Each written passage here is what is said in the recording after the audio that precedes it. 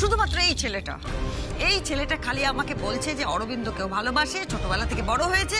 নেহাত ওকে কিছু বলতে পারবো না, আমি তাই রাজি হচ্ছি। জানিস তো, ওই আবদার, বরণের আবদার আমি মেনে নিচ্ছি। নইলে ওই হাভাতে ঘরের মেয়ে, সে কেমন হবে না হবে কিচ্ছু জানি না, সেসব না জেনে বরণ করার বিন্দুমাত্র ইচ্ছা আমার নেই।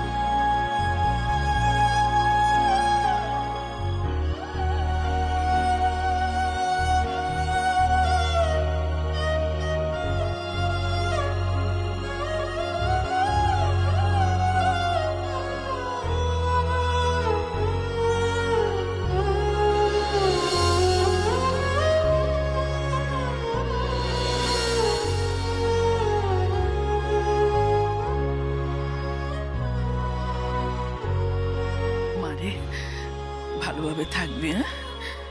লক্ষ্মী হয়ে থাকবি, বড়দের সব কথা শুনে চলবি, সবাইকে সম্মান করবি, সবাইকে ভালোবাসবি, কেমন?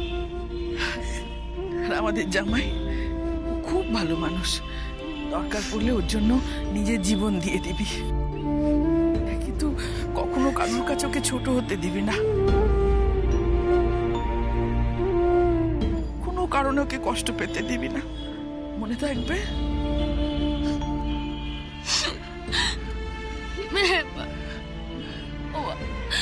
তোমরা সাবধানে থাকবে। মা,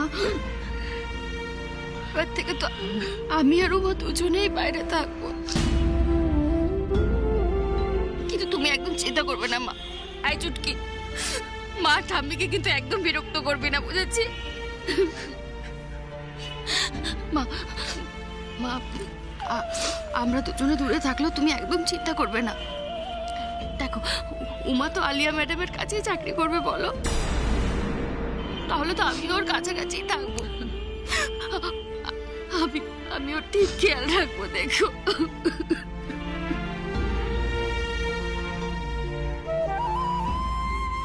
কি করে রে দিদি ভাই, তোদের যে বলেই উঠতে পারিনি, চাকরিটা আমার গেছে, আর কোনো কাজ না পেলে অত ধার শোধ করবো কি করে? চলো গো বরনাথ জামাই, চলো।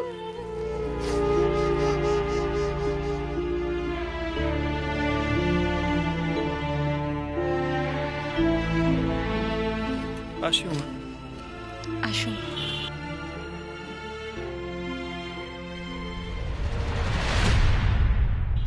চিন্তা করবে না, দায়িত্ব নিয়ে যখন অরবিন্দ আর সমাধির বিয়ে দিয়েছে, তখন ওরা যাতে খুশি থাকে সেটাও আমার দায়িত্ব। আর দেখবে সমাধি খুব খুশি থাকবে, ওনার অযত্ন আমি হতে দেব না, মানে আমার প্রাণ থাকতে ওনার সাথে কোনো অন্যায় আমি হতে দেব না, এটুকু ভরসা আপনি আমাকে করতে পারেন। আমি আপনাকে ভরসা করি অভিমন্যুবাবু, ঈশ্বরের থেকেও বেশি ভরসা করি আমি আপনাকে। হ্যাঁ, আমি জানি আমাদের খুব কম দিনের পরিচয়, কিন্তু তাও কেউ যদি আমাকে জিজ্ঞাসা করে ঈশ্বর কেমন দেখতে, আমি বলবো আপনার মতো।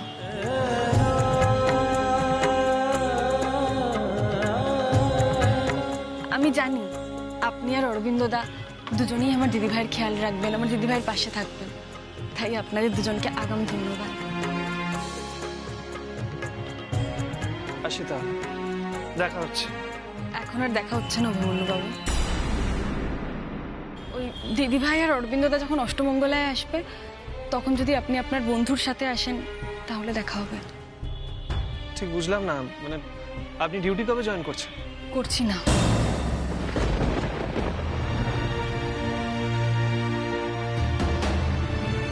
আলিয়া ম্যাডাম আমাকে কাজে যেতে বারণ করেছেন। মানে কেন? ওনার আর আমাকে প্রয়োজন নেই অভিমন্যুবাবু। অ্যাসিস্ট্যান্ট আর লাগবে না ওনার। আচ্ছা, অন্যকে দিয়ে খেলিয়ে ন্যাশনাল টিমে চান্স পেয়ে গেলি, মিথ্যাচারিতা করলি সবার সঙ্গে, এবার এই মেয়েটা চাকরিটাও খেয়ে ফেললি। কি চলছে তোর মনে? কি করতে চাইছিস? বুঝলাম আপনাকে আগে থেকে কিছু ইনফর্ম করেনি, হঠাৎ অফ করে দিল। উমা, আলিয়ার ব্যাপারে আপনাকে কিছু জিজ্ঞেস করার ছিল, সেটা এখন করবো কিনা সেটাই ভাবছি।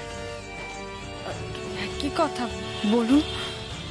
না না ছাড়ুন, মানে এখন আপনার দিদি যাচ্ছে, এটা এটা ঠিক সময় হবে না, কিন্তু আলিয়ার ব্যাপারে কিছু ইম্পর্টেন্ট প্রশ্ন আছে আপনার কাছে। আশা করি আপনি আমাকে সত্যি কথাই বলবেন।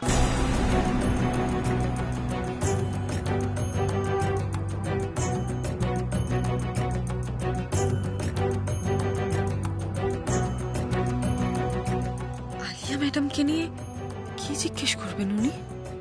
ওই খেলাটা নিয়ে কিছু জিজ্ঞেস করলে কি করব? আরে কি হলো, দাঁড়িয়েছিস কেন? বস।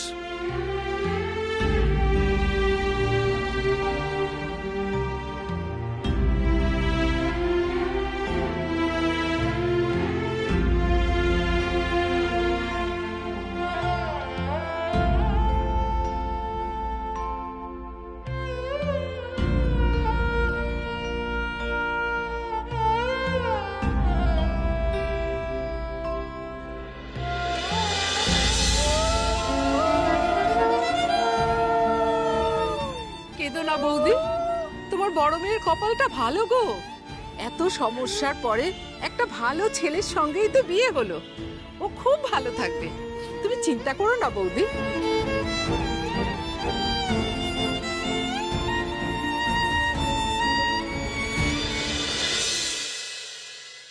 জয়িতা এসে গেছিস? হ্যাঁ হ্যাঁ হ্যাঁ, তুমি সাজাতে শুরু করে দিয়েছো, খুব ভালো করেছো। ওরা কিন্তু চলে বলছি আসবে। পান পাতা লাগবে, একটু রিখিয়াকে বল। আমি রিখিয়াকে বলছি, দাঁড়াও। এই রিখিয়া, কাকিয়া, আমি সাদা কাপড় আর আলতা নিয়ে চলে এসেছি। হ্যাঁ, হ্যাঁ, হ্যাঁ। আমি এগুলো রাখছি তুই এখানে। এটা রাখ, নিয়ে পান পাতাটা নিয়ে আয় তাড়াতাড়ি। হ্যাঁ, আচ্ছা, এক্ষুনি মিষ্টি আনছি। লাগবে রিখিয়া। আনছি হ্যাঁ। আনছি।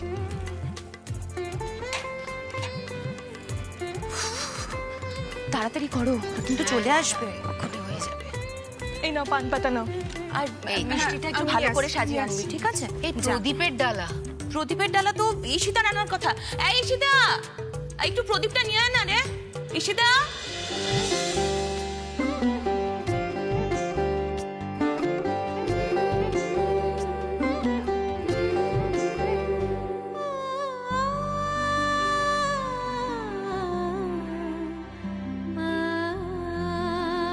এই তো চলে এসেছে, আয়। না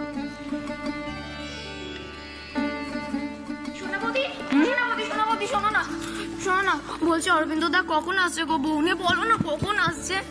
কথা হয়েছে ছোটদা ভাইয়ের সঙ্গে, এক্ষুনি চলে আসবে। দিদিভাই বেরিয়ে গেছে না অনেক? হ্যাঁ, অনেকক্ষণ বেরিয়ে গেছে, বললো তো চলে আসছে। ও কাকিয়া, তুমি পিসিমণিকে খবর দাও, বরং তো পিসিমণি করবে। ঠিক বলেছিস তারা। ঈশিতা, বলছি যে দিদি ভাইয়ের শরীরটা যদি একটু ভালো থাকে, মানে যদি এই নিচ অব্দি নামতে পারে আর কি, তাহলে একটু দিদি ভাইকেই বলি না রে। আসলে এই বাড়িতে বধূবরণ মায়ের পরে দিদি ভাই করে এসেছে, তাই দিদি ভাই যদি করে। খারাপ লাগছে তো? খারাপ আমারও লাগছে, কিন্তু কি করি বলো তো? মাকে আবার ডাকবো, সিঁড়ি থেকে এতটা নামবে, যদি যদি পড়ে টরে যায় সে আবার আর এক বিপদ। তার থেকে বরং আমরা করে নি না, মা বরং রেস্ট নেই, কি বলো? হ্যাঁ হ্যাঁ, সেটাই সেটাই ঠিক হবে। বাহ, সব রেডি? এই রিকিয়া, হ্যাঁ মিচকা। বলছি অবিকে দেখতে পাচ্ছি না, অবি কি বউ আনতে গেছে নাকি? হ্যাঁ, কিছু দরকার ছিল, ভাইয়াকে ফোন করবো আমি। না ঠিক আছে, মানে আসলে ওই উমা বলে মেয়েটির ব্যাপারে একটু জানবার ছিল, তাই ঠিক আছে অভি আসলে না হয় আমি ওর থেকে জেনে নেবো। এই মেজদা, উমার দিদির সাথেই তো অরবিন্দর বিয়ে হলো গো। তাই নাকি? বাবা, এ তো দারুণ খবর। আরে শোন না, আমার ওই তোমার ফোন নাম্বারটা একটু দরকার ছিল। ঠিক আছে থাক, সে নয় অভি আসলে আমি ওর থেকে নিয়ে নেবো। সেটাই ভালো হবে। হ্যাঁ ঠিক। কি ব্যাপার রিমু? তোর উমার নাম্বার লাগবে কেন? প্রয়োজন আছে। রিমু, আমাদের কিন্তু একাডেমির ওপেনিং আছে, ভুলে যাস না তুই একাডেমির ফেস। এই কথাটা তোকে বারবার কেন মনে করিয়ে দিতে হয়? কি বলতে চাইছো তুমি দাদা? বলবি তো তুই। এই যে এতগুলো একাডেমি আমরা খুলছি, কোনো উৎসাহ দেখাচ্ছিস না তো কেন? আমি কোনোদিনই কোনো শো অফ করতে পারি না দাদা। আমাদের ব্যবসাটাই তো শো অফ, তাই না? It's a Glamour game. সেই এতদিন ধরে তো আমি বিজনেসেরই একটা পার্ট হয়ে রয়ে গেছি। ক্রিকেটের প্রতি ভালোবাসা, প্যাশন সবকিছু ভুলে গিয়ে সেটা ব্যবসাতে আমি ব্যবহার করছি। আমি তো তোমাদের সব কথা রেখেছি দাদা, না তো করিনি। কিন্তু আমার প্রশ্ন হলো অন্য জায়গায় দাদা। আমার নামে এখনো একাডেমি কেন চলবে? কেন আমাদের একাডেমির কোচেরা এত যোগ্য হবে না, যার জন্য ওদের কাছে খেলার শেখার আগ্রহে নতুন প্লেয়াররা জয়েন করবে? কেন দাদা আমাদের একাডেমির কোনো ব্র্যান্ড তৈরি হয়নি এতদিন? কে বলছে হিমু যে আমাদের ব্র্যান্ড তৈরি হয়নি? তাই?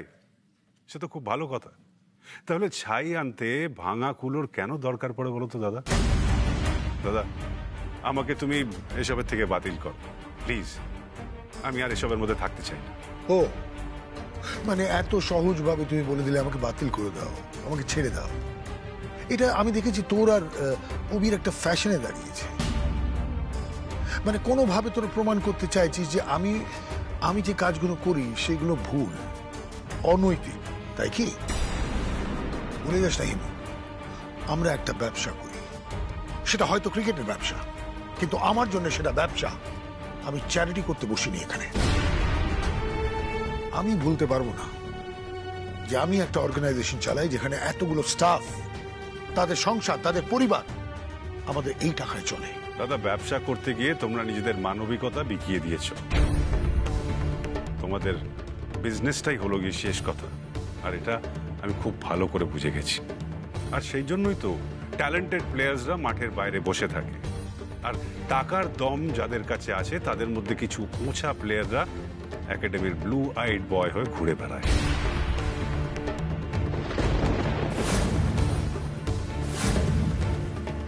হেমো, ডোন্ট ক্রস ইওর লিমিটস। দাদা, তুমি আমাকে লিমিট ক্রস করতে বাধ্য করছো। এবার তোমাকে শুনতেই হবে। তোমাদের কাছে খেলাটাই হলো একটা পয়সা কামানোর জায়গা। দেশের জন্য নতুন প্লেয়ার তৈরি করার তোমাদের কোনো ইচ্ছে নেই। অভি এই কথাগুলো তোমাদেরকে বলে বলে ও খারাপ। আজ না হয় আমিও এইসব কথাগুলো বলে তোমাদের কাছে খারাপ হলাম দাদা।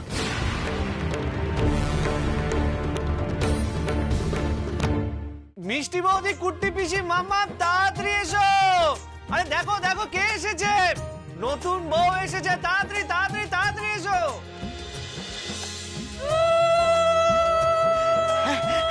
ছোট বৌদি, হ্যাঁ হ্যাঁ, আমার ভাইনাল লাগে এত কিছু তোমরা আয়োজন করছো। সত্যি কথা, আমার ভাইনাটারে তোমরা খালি বাড়ির পোলা কইরাই রাখো নাই, আর বউটারেও নিজের বাড়ির বউয়ের মতো কইরা বরণ করণের সকল ব্যবস্থাই করছো। আজ আজ যদি আমার দিদিটা পয়সা থাকতো, এইটাই কি খুশি যে হইতো না। ও বনমালিদা, তোমার কি প্রবলেম হয়েছে? কি প্রবলেম হয়েছে তোমার? কি মনে হয় অরবিন্দ আমাদের বাড়ির ছেলে না বাইরের ছেলে? চলো বরণ দেখবে। কই কই দেখি দেখি, চলো চলো চলো রে চলো।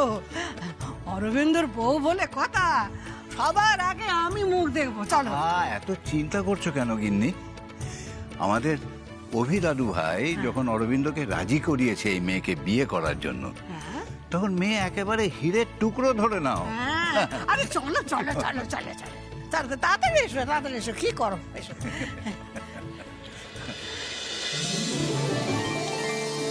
আরে অরবিন্দ আয়।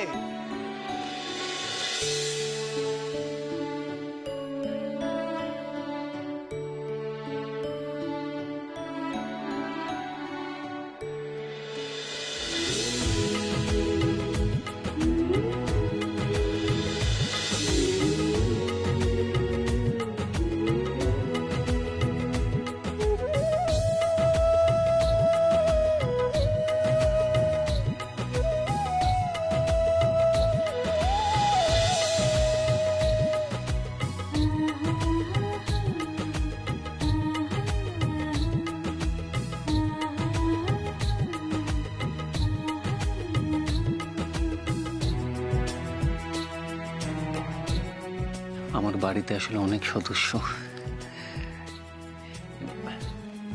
বাঁদিকে যিনি দাঁড়িয়ে রয়েছেন না, উনি হচ্ছেন দাদা, মানে অভির দাদা। দাদার পাশে বড়বাবু, আমি বড়বাবুর কোম্পানিতেই কাজ করি। আর ওই যে ওই মানুষটা দেখো, আমার মামা। মামা নিশ্চয়ই আজকে খুব খুশি হয়েছে। মামার পাশে ছোটকা, আর সামনে লিখিয়া, খুব ভালো মেয়ে। তার পাশে হচ্ছে ছোট কাকি বৌদি। বৌদি আমাকে খুব ভালোবাসে, একদম নিজের ভাইয়ের মধ্যেই দেখে। বৌদির পাশে ওই যে বাচ্চা, সবচেয়ে ক্ষুদে সদস্য আমার পরিবারের, ও হচ্ছে নুনি, খুব মিষ্টি মেয়ে। আর এই যে ঠাম্মি, আর পেছনে দাদু। ঠাম্মি দাদু আমি খুব ভালোবাসি, তোমাকে বলেছিলাম না। এই উমা দিদি, বাহ, দুই বোনের মুখখানা ভারী মিষ্টি, খুব সুন্দর। জানো, তোমার বোন খুব ভালো ছিল, কোনো কিছুতেই রাগ কাটতো না। এই কটা দিন থেকে ও সকলের মন জয় করে নিয়েছে। আর আমি আশা করি তুমিও তাই করবে। কি রে শেখর, কোথায় গেলি? ছোট খুকি, আরে ডাক না, দাদাকে ডাক না। ও দিদি ভাই, আরে আয় আয়। আমি ডাকছি দিদি ভাই। আসছি।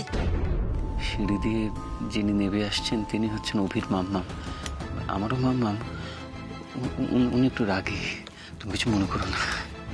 চেঁচাচ্ছিস কেন? দেখতে পাচ্ছিস না নাবজি? কি রে, তুই মুখখানা ওরকম করে রেখেছিস কেন? আমার মুখটাই ওই রকম।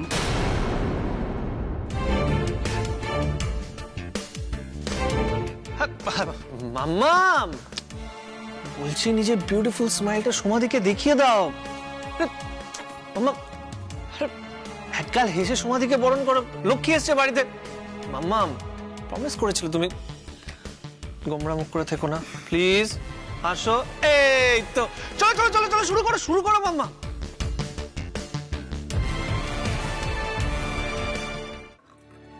বাড়িটা কিরকম ফাঁকা ফাঁকা লাগছে মা।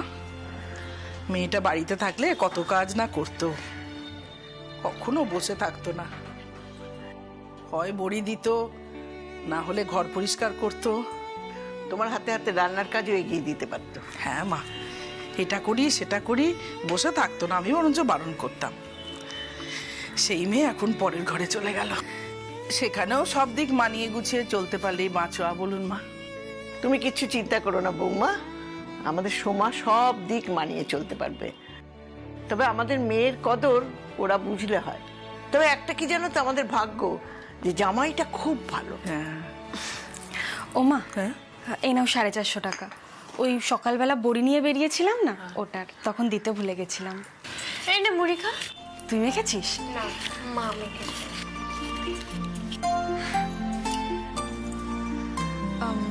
মা, আমি ভাবছিলাম আমাদের বাড়ির এই বড়ির প্রোডাকশনটা একটু বাড়ানো দরকার, তাহলে আমরা আরো অনেক বেশি সাপ্লাই করতে পারবো।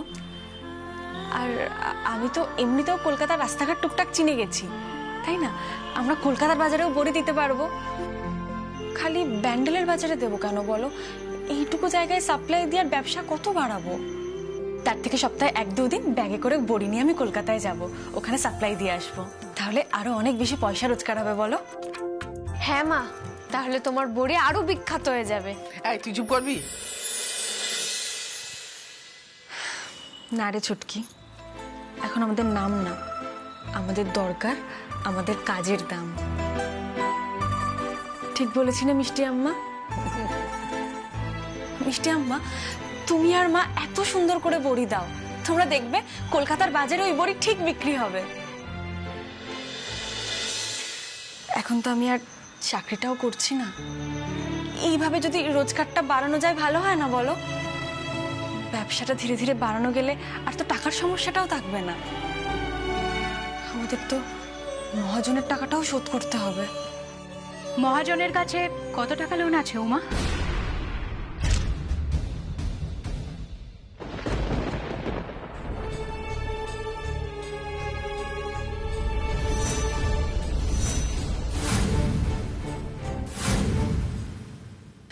ম্যাডাম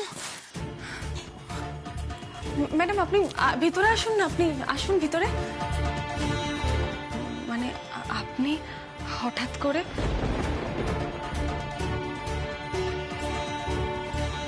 তোমার সাথে আমার কিছু কথা আছে উমা।